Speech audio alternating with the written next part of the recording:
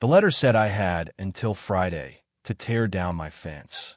3 days later, a survey crew showed up at the entrance of our neighborhood and started measuring something that definitely wasn't my fence. That's when I realized this story was about to go somewhere nobody on that HOA board had expected. When my wife, Emily, and I moved into Brookstone Ridge, it felt like the kind of place people dreamed about when they talked about quiet suburban life. Tree-lined streets, kids riding bikes after dinner, neighbors waving from their driveways. Sure, there was an HOA, but everyone told us it was one of the reasonable ones. Looking back now, I laugh every time I hear that phrase. The trouble started with a fence. Not a giant fence. Not some ugly eyesore painted neon green. Just 6 cedar panels along the back edge of my property. We want a little privacy from the walking trail behind our yard, and after spending nearly a year saving up, I finally decided to build it. I did everything the right way because that's how I've always been. I pulled the county records, checked the lot dimensions, reviewed local regulations, submitted permit paperwork, paid the fees, and waited for approval. It took weeks. When the permit finally came through, I spent 3 weekends building that fence myself.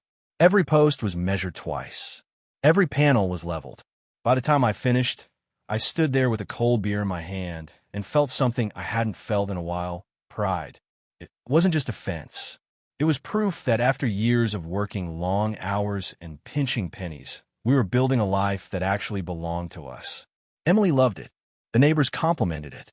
Even old Mr. Harper next door, who complained about literally everything, nodded and said, "Looks good." So naturally, that's when the HOA decided it was a problem. The violation notice arrived on a Tuesday afternoon. I remember standing in the mailbox reading it twice because I genuinely thought there had to be some mistake.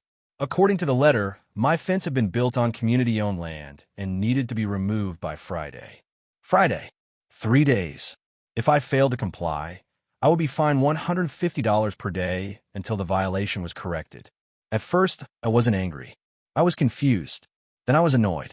Then I started laughing because the accusation was so ridiculous. I literally had county-approved documents sitting in a folder inside my house. I figured I'd bring the paperwork to the board meeting, show them the permit, and we'd all move on with our lives. I had no idea who I was dealing with. The HOA president was a man named Victor Langley. If you've ever met someone who mistakes authority for intelligence, you've met a Victor. He loved meetings, loved rules, loved reminding people he was in charge. What he loved most was being right, even when he wasn't. The hearing took place in the clubhouse on a Thursday evening. I walked in carrying a folder thick enough to stop a bullet. Permit documents, property maps, county records, date descriptions, everything. Victor sat at the front table with 2 other board members and the property manager, a woman named Sandra who spent most of the meeting staring at her laptop like she was preparing for surgery. When my turn came, I laid the documents on the table and calmly explained that the fence had been built entirely within my property boundaries. Victor barely glanced at the paperwork. He pushed the folder back toward me and said, "Our records indicate otherwise." I remember blinking. "Did you actually look at any of this?" I asked. He folded his hands together. "County paperwork doesn't override HOA records, Mr. Mercer." For a second, I thought he was joking.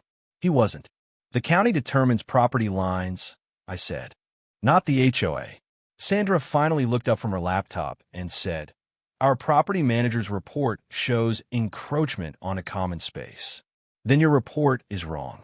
The room got quiet. Victor leaned back in his chair. "You have until Friday to remove the structure." "It's not a structure," I said. "It's a fence." "Then remove the fence." The way he said it wasn't administrative. It wasn't professional. It felt personal somehow, like he'd already decided he was going to win before the conversation even started. Then came the part that really got under my skin. Before I even left the room, they voted to add a $300 administrative fee to my account for the hearing itself. $300 for defending myself against an accusation they couldn't even prove. As I walked back to my truck that night, Emily called and asked how it went. I sat behind the steering wheel for a few seconds before answering. "Not great." "What happened?" she asked. I looked through the windshield at the clubhouse lights glowing in the darkness. "I think they expected me to roll over." And I smiled despite myself. "I don't think I'm going to." What nobody in that room knew was that before I became a project manager, before Brookstone Ridge, before any of this suburban HOA nonsense, I'd spent almost a decade working in land surveying. Most people hear the word surveyor and imagine someone staring through a tripod in a field. What they don't realize is that property disputes can turn into financial disasters faster than almost anything else in real estate. Boundaries matter. Inches matter. Records matter. And that night, sitting in my home office while the rest of the neighborhood slept, I started pulling records. Not because I wanted revenge. At least that's what I told myself. I wanted the truth. But somewhere deep down, after the way Victor had smiled while threatening fines and fees, another part of me wanted something else too.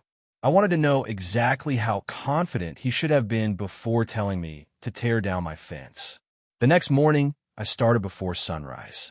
Emily came downstairs around 6 and found me sitting at the dining room table surrounded by printed plats, county records, notebooks, and enough coffee to keep a small airport operating.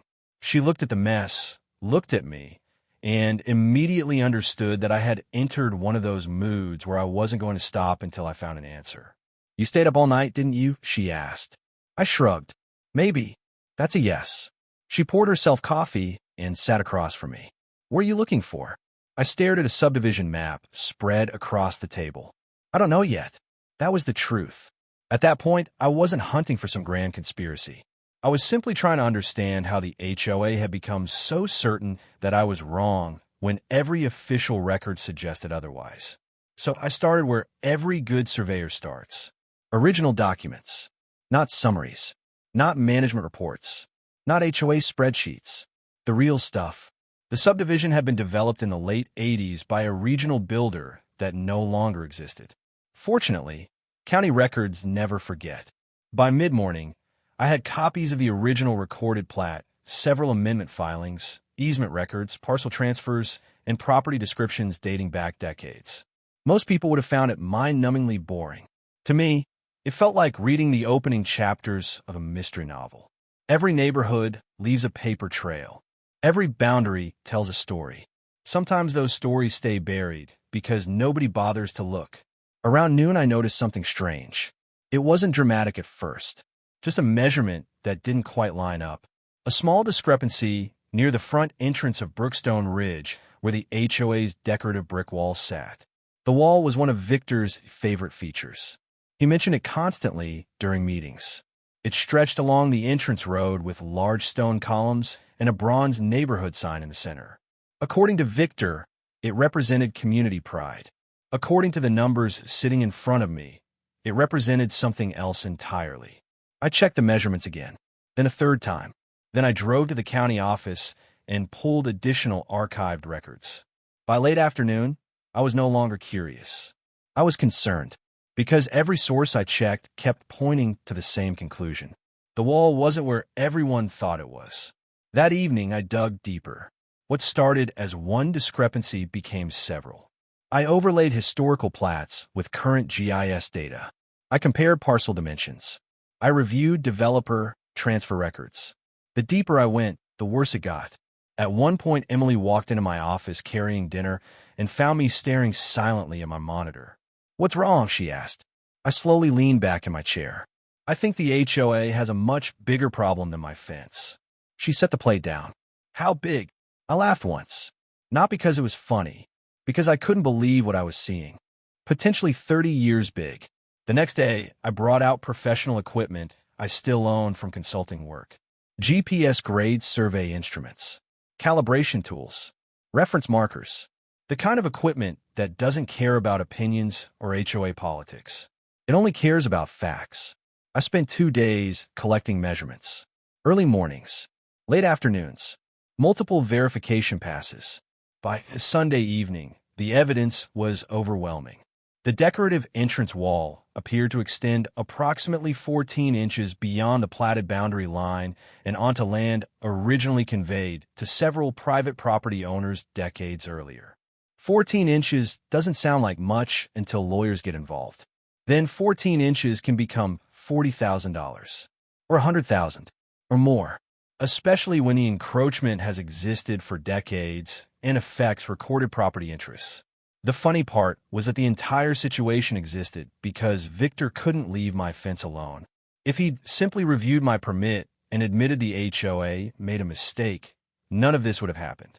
Instead, he forced me to look closer, and once I started looking, I found something nobody on that board had ever bothered to verify. The following week, I prepared a formal report. Not an angry letter, not a complaint, not a threat, a professional report. Every measurement documented, every source cited, every finding supported by recorded evidence. Years earlier, one of my mentors had taught me an important lesson. Emotion loses arguments. Documentation wins them. So I gave him documentation. Before sending anything, I showed the report to an attorney friend named Michael who specialized in real estate matters. We met for lunch downtown. He spent 20 minutes reviewing the file before setting it down and shaking his head. Please tell me these people didn't threaten legal action against you first. They threatened fines. That's close enough. He tapped the report. If this data holds up, they're standing on very dangerous ground. How dangerous? Michael smiled. The kind of dangerous where attorneys buy new boats. A few days later, I submitted the documentation through official channels. Copies went to county land records. Copies went to the HOA's registered legal counsel. Copies stayed safely in my records. Then I waited, and that's when things got interesting. About 2 weeks later, rumors started circulating through the neighborhood. At first, it was small things. Neighbors talking quietly near mailboxes. Questions during community events. Conversations that stopped when board members walked by. Apparently, county officials had opened a review concerning a title discrepancy connected to the entrance structure. Nobody knew exactly what was happening, but people knew something was happening. One afternoon, I was trimming hedges when Mr. Harper wandered over. He glanced around before lowering his voice. "You hear what's going on with the entrance wall?" I kept trimming. "Maybe. People are saying surveyors were out there." "Interesting." He squinted at me. "You know more than you're saying." "Probably." He laughed. "Good." Then he walked away. That's when I realized the board's confidence was starting to crack. A week later, I attended another HOA meeting. The atmosphere felt completely different. Victor wasn't smiling anymore. Sandra wasn't typing confidently on her laptop. Several board members looked exhausted. There were whispers before the meeting started. Papers being passed back and forth. Nervous glances. Nobody mentioned my fence at first. They spent nearly 40 minutes discussing landscaping contracts and pool maintenance like nothing unusual was happening. It was almost impressive. Finally, during homeowner comments, someone stood up and asked about the entrance wall investigation. The room became silent. Victor cleared his throat. "The board is currently reviewing certain property records." That was politician language for "we have a problem."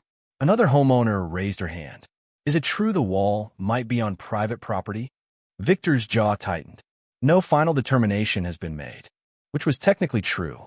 It was also technically true that a parachute hasn't failed until you hit the ground. The meeting ended with more questions than answers, but one thing was obvious. The board was worried. Very worried. 3 days later, I received a phone call while I was at work. The caller ID displayed Victor Langley's number. For a few seconds, I simply stared at it. Then I answered. His voice sounded different. Gone was the certainty. Gone was the arrogance. Gone was the man who pushed my paperwork across a table without reading it. "Mr. Mercer," he said carefully, "do you have a few minutes to talk?" I leaned back in my chair and looked out the office window. Below me, people were crossing the parking lot carrying coffee and heading home, completely unaware that somewhere in suburbia, an HOA president was about to have the least comfortable conversation of his year. "Sure, Victor," I said. "What would you like to talk about?" There was a pause on the other end. A long one. And for the first time since this whole mess started, I got the feeling he finally understood that the person sitting across from him wasn't the homeowner he thought he'd been dealing with all along. There was something almost surreal about hearing hesitation in Victor's voice. A month earlier, he had sat at the front of that clubhouse like a man delivering orders from a throne. Now he sounded like someone walking across thin ice, carefully choosing every step. "The board has been reviewing some information," he said. "We'd like to discuss a possible resolution." I couldn't help smiling. Resolution. Funny how quickly the language changes when the facts stop cooperating. What kind of resolution? I asked. Another pause. Perhaps we can find a way to move forward that benefits everyone. Translation. We have realized this situation is no longer going the way we expected. We arranged to meet the following evening at the clubhouse. This time, when I walked into the room, everything felt different. The same chairs, the same tables, the same fluorescent lights humming overhead. But the balance of power had shifted so dramatically, almost felt like a different building. Victor stood when I entered. The board members greeted me politely. Even Sandra managed a nervous smile. Nobody pushed my paperwork back across the table this time. In fact, they already had copies of everything neatly organized in front of them. Victor cleared his throat and began reading from a prepared statement. The board had voted to withdraw the violation notice. The daily fines would be canceled. The $300 administrative fee would be refunded in full. The fence would officially be recognized as compliant with all applicable requirements. Every word sounded expensive. Every sentence sounded like it had been reviewed by attorneys. When he finished, he looked up at me. We believe this resolves the matter regarding your fence. I folded my hands together and nodded. The fence matter, yes. The room became very quiet, because everyone understood there was another matter sitting in the room with us. A matter made of brick, concrete, and 30 years of assumptions. One board member finally spoke. The county review is still ongoing. I know, I said. Victor shifted in his chair. We hope homeowners can work together constructively moving forward. There it was. The closest thing to an apology I was ever going to get. Honestly, by then, I didn't even want one. What I wanted was already sitting on the table. The official meeting minutes. The written acknowledgement. The withdrawal of every accusation they had made against me. Documentation. The same thing they had dismissed when this started. After the meeting ended, I stepped outside into the cool evening air. The sun was setting behind the neighborhood entrance. For a moment, I stood there looking toward that famous brick wall. Cars drove past it every day without a second thought. Kids rode bicycles by it. Neighbors posed for holiday photos in front of it. Most people saw a decorative feature. I saw a reminder. Not of revenge. Not even of victory. A reminder that confidence and correctness are not the same thing. A few weeks later, the county review reached its conclusion. The findings confirmed what the measurements had shown from the beginning. The encroachment issue was legitimate and required corrective action. Lawyers became involved. Engineers became involved. Consultants appeared. Meetings multiplied. Costs started accumulating. Exactly how much money the association ultimately spent was never fully disclosed, but neighborhood rumors placed the figure well into the tens of thousands. Some people blamed me. A few homeowners quietly suggested I should have let the original violation go. One neighbor actually told me, "You could have saved everyone a lot of trouble." I remember looking at him for a second before answering. I wasn't the one who threatened fines over a legal fence. That usually ended the conversation. The truth is, I never wanted any of this. I didn't wake up one morning hoping to start a property dispute. I wasn't trying to embarrass anyone. I wasn't trying to become some neighborhood legend. I just wanted to build a fence in my backyard and enjoy a little privacy with my family. Everything that happened afterward came from one simple decision made by people who thought authority was more important than facts. What fascinates me even now is how many opportunities they had to stop the train before it crashed. They could have reviewed the permit. They could have checked the records. They could have listened during the hearing. They could have admitted a mistake. At every stage, there was an exit ramp. But pride has a funny way of blocking the view. Sometimes people become so committed to being right that they stop asking whether they actually are. A year later, Emily and I were sitting on our back patio one summer evening. The cedar fence was still standing exactly where it had always been, weathered slightly, looking better than ever. We watched the sunset while our dog wandered through the yard chasing absolutely nothing. Emily took a sip of her drink and laughed. "You know what's funny?" "What?" "That fence caused more paperwork than our mortgage." I laughed too. Probably true. Then she pointed toward the front of the neighborhood. "Do you ever regret it?" I thought about the question for a while. Not the legal battles. Not the meetings. Not the stress. What I thought about was that moment in the clubhouse when Victor pushed my documents back without reading them. The moment someone decided facts mattered less than position. "No," I finally said. I don't. Because if there's one thing this experience taught me, it's that standing up for yourself isn't always about winning. Sometimes it's about refusing to accept a version of reality that isn't true. Sometimes it's about making people follow the same rules they expect everyone else to follow. And sometimes, just sometimes, the paperwork tells a very different story than the people holding it. To this day, my fence is still there. The neighborhood entrance looks a little different now after modifications were made. Most new residents have no idea why. They drive past it every day without knowing the history, without knowing that a simple backyard fence once exposed a mistake that had been hiding in plain sight for decades. And honestly, maybe that's for the best.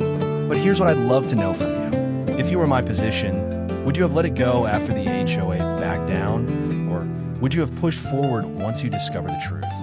Was the board simply protecting community property? Or were they abusing their authority from the very beginning? Drop your thoughts in the comments, because I'm genuinely curious where people stand on this one. And if you've ever had someone try to intimidate you with rules they didn't even bother to understand themselves, make sure to share your story too. Sometimes the most interesting battles aren't fought in courtrooms or boardrooms. They're fought over something as simple as a fence, and they reveal a whole lot more about people than anyone expected.